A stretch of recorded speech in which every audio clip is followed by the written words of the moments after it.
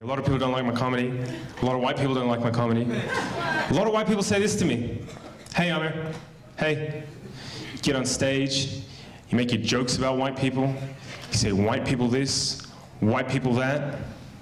What if I did something like that, huh?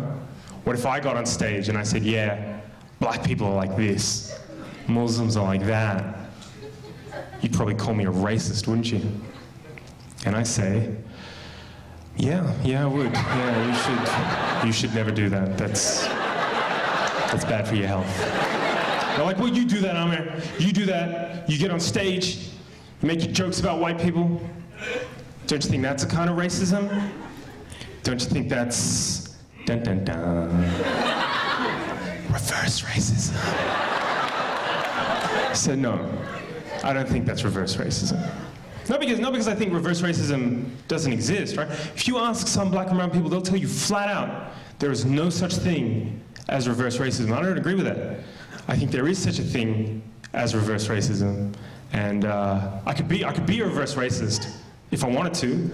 All I would need would be a time machine, right? And what I'd do is I'd get in my time machine, I'd go back in time to before Europe colonized the world, right? And I'd convince the leaders of Africa, Asia, the Middle East, Central and South America to invade and colonize Europe, right? Just occupy them, steal their land and resources, set up some kind of like, I don't know, trans-Asian slave trade where we exported white people to work on giant rice plantations in China. Just ruin Europe over the course of a couple of centuries so all their descendants would want to migrate out and live in the places where black and brown people come from. But of course, in that time, I'd make sure I set up systems that privilege black and brown people at every conceivable social, political, and economic opportunity. The white people would never have any hope of real self-determination.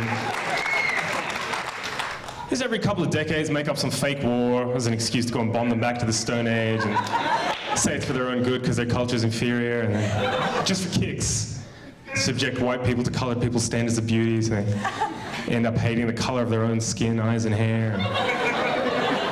If, after hundreds and hundreds and hundreds of years of that, I got on stage at a comedy show and said, hey, what's the deal with white people?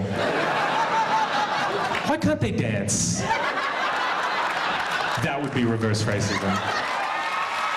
Marvin, thank you. You've been great. Good night.